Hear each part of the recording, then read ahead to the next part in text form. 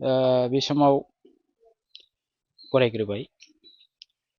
दिनै शिवरात्रि फोरबो, बे फोरबोजों लोगोसे जोङो बे पलासगुरि बाथौ शिवा रसयोग आश्रम, बे आश्रमाव जोङो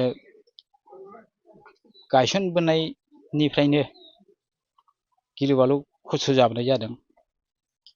जोङो बे आश्रमखौ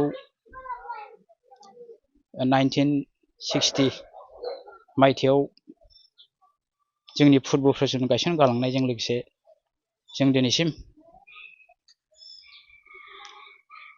2026 बे बोसोरसिम दिनैसिम जों बहुद दुखु खस्थ'नि गेजेरजों बे आश्रमखौ रक्षनाबेक्षन खालामबोनांदों। बेनि गेजेरजों जोङो बे आइ आफानि बयनिबो एफा एनै मदद, थुलुंगा मदद हेफाजाब मोननानै लासै लासै बे आश्रमखौ जोङो सोरजिबोनो हादों। बे मदद हेफाजाब हरनाय बिथांमोन, बे जोंनि बे पलासगुरि बाथौ शिब आश्रम बेंजानाय जोंनि बे दाब दाब गामिनि, खाथि खाला गामिनि बयबो अनसुंथाइ हरनायजों लोगोसे बे दुलिगाव गामिनि सासे मानगोनां मुस्रि बुदिराम ब्रह्म, बे बिथाङा नायनोबो बांसिन अननानै जोंनो 2 लाख अनसुंथाइ हरनाय जादों। बे बिथांनि अनसुंथाइखौ लानानै जों आरो बे आश्रमनि बिबानगिरि मावथि बिथांमोनखौ लानानै एसे एनै रां जों सोरजिनानै दिनै जोङो बे पलासगुरि बाथौ शिवरात्रि फोरबोआवनो जों बेखेवदों। बेखेवनानै जोङो जोंनिनो बे बाथौ शिब धर्म संघनिनो जोंनिनो धोरोम फोजाखांग्रा गुरु आफामोन जों लानानै, माखासे सोद्रोमा मावथि बिबानगिरिफोरखौ लानानै दिनैनि बे गोथार शिवरात्रि फोरबोआव जोङो बे पलासगुरि बाथौ शिब आश्रमखौ बेखेवनाय जाबाय। जोंनि बे गुरु बाबामोन दुखु खस्थ'नि गेजेरजों जे मैयानिफ्रायनो नुजाफैनानै दिनै फुंनि बेलायाव बेखेवना गालांबाय। बे जोंनि गुरु बाबायानो जाबाय जोंनि बे आसाम रायजो सिङाव थानाय बिसमुरि बे ओनसोलनि समरपुर गामिनि मानगोनां आफागुरुआ जोंनि बे बेखेवना गालांनानै जोंनो दिनै गथायना गालांदों। जों दिनै बे शिवरात्रिखौ बयनिबो मदद आरो हेफाजाब मोननानै मोजाङै गाजा गोमजा खुंफुंनो थाखाय लाहार फाहार खालामदों। लोगोसे जोङो बे आश्रमखौ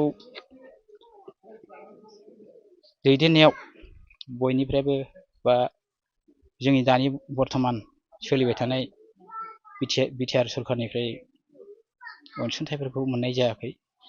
जा मोनबा जोङो मोजां मोनगौ। दा धोरोम हिसाबै जोङो मोनोब्ला खुब मोजां मोनगौ बे आश्रमफोरखौ फोसाबनो। बिनि थाखायनो आङो जुदि अनोब्ला अनसुंथाइ बा हरो, जाहाथे जोंनोबो जोङो आश्रम फोसाबनो जों मोजां जायो। बेनि सोमोन्दैनो आङो दा खावलायहरनाय जादों। जों खोनानो मोनदों जे मन्दिरा जोङो खुनुरुखुम खस्थ' मस्थ'यै देग्लाय रेजिस्टार जाबाय। बे जानानै बर्थमान जोङो एसे आवगायावहाय बिदिनो थाग थुग हाबा होदोंमोन, गिलुं बालुंनो।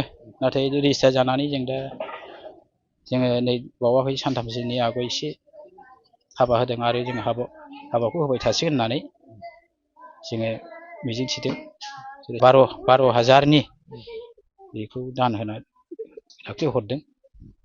दा लोगोसे साफा सानै बे थिबखाय ओनसोलाव सिङाव थानाय सासे सोद्रोमा बे आश्रमाव फैनानै बे मा मोजां मोनदों, बे माने 10,000 बान्था होलांदों आरो जोंनो 10,000। ओमफ्राय दा गोबां बिदिनो थाइफा थाइनै जिखुनु जोङो हाबाबो होयो। ओमफ्राय जिखुनु सोरबाफोर माबाफोर फुजा होफैनो जिखुनु बिश्वकर्मा होयो।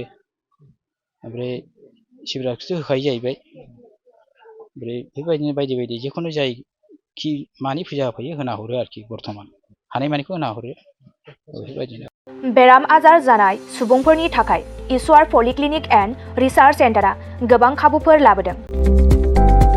बे ईश्वर पलिक्लिनिक एन्ड रिसार्च सेन्टाराव गोबां बेराम जानाय सोखानो हाग्रा मोजां रोंगौथि गोनां डक्टरफोर दं। क'क्राझार सहरनि खारगामि निउ फ्लाइअभारनि साखाथियाव थानाय ईश्वर पलिक्लिनिक एन्ड रिसार्च सेन्टारा गोबां फेसिलिटिस एबा खाबुफोर फोसावदों। ईश्वर पलिक्लिनिक एन्ड रिसार्च सेन्टारनि फेसिलिटिफोरानो जाबाय obstetrics and gynaecology, general surgery, orthopaedic surgery, laboratory, ultrasonography, casualty, paediatrics, pathology, pharmacy, laparoscopy surgery, NICU, X-ray आरो ईश्वर पलिक्लिनिक एन्ड रिसार्च सेन्टारा 24 घन्टा जेब्लाबो खुलायै थागोन। लांलाय लाबोलायनि एम्बुलेन्सआबो मोजाङै सार्भिस थागोन। निखावरि सुबुंफोरनो ईश्वर पलिक्लिनिक एन्ड रिसार्च सेन्टारा रेहाय होनाय जागोन आरो बेराम आजारफोरखौ बे ईश्वर पलिक्लिनिक एन्ड रिसार्च सेन्टाराव मोजाङैनो देहाखौ फाहामथाय लाफैनो हागोन। खम बेसेनाव जायखिजाया समावनो अपारेशन खालामनो हानाय जागोन। आबुङै खौरां लाहरनो थाखाय 9395024949 जानबुं नाम्बाराव खौरां लाहरनो हागोन आरो इमेल ishwarpoli30june@gmail.com आव जगाजग खालामनो हागोन। नमस्कार, मैं ईश्वर पलिक्लिनिक रिसार्च सेंटर सुपारिटेंडेंट डॉक्टर CK दैमारीয়ে কৈছো। आमार এই ईश्वर पलिक्लिनिक रिसार्च सेंटर तो कोकराझार खारगांव फ्लाईओभार तलते एटू नतुनকৈ आबार स्थापित হৈছে এটা नार्सिंग होम। ইয়াতে आमार এই नार्सिंग होमत विभिन्न विभागৰ चिकित्सा কৰা হয়, যেনেকৈ অৰ্থপেডিক্সৰ আৰু গাইনোকোলজি আৰু তাৰপিছতে জেনেৰেল সাৰ্জাৰী আৰু আমাৰ ইয়াতে জেনেৰেল সাৰ্জাৰী হোৱাৰ লগতে লেপাৰোস্কোপিক অপাৰেশ্যনো হয়। আমাৰ ইয়াতে সুবিধা আছে, যেনেকৈ আমাৰ লেবৰেটৰী আছে, এক্স-ৰে, ছ'নোগ্ৰাফি, এইবিলাক সম্পূৰ্ণ আমি ৰাইজক ছাৰ্ভিচ দিবৰ কাৰণে যুগুতাইছোঁ। ৰাইজ আমাৰ ইয়াতে OPD যিটো মানে বহিৰ্বিভাগৰ ৰোগী চোৱা হয় সেইটো আমাৰ চোৱা হয়। তাৰোপৰি দিনে ৰাতিয়ে আমাৰ ইয়াতে অপাৰেশ্যন কৰা হয়। গোটেইখিনি সুবিধা আপোনালোকে পাব। ইয়াৰ উপৰিও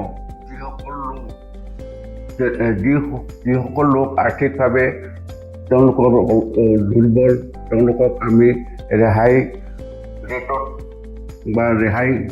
ৰেটত আমি চিকিৎসা কৰিবৰ কাৰণে যত্ন কৰিম।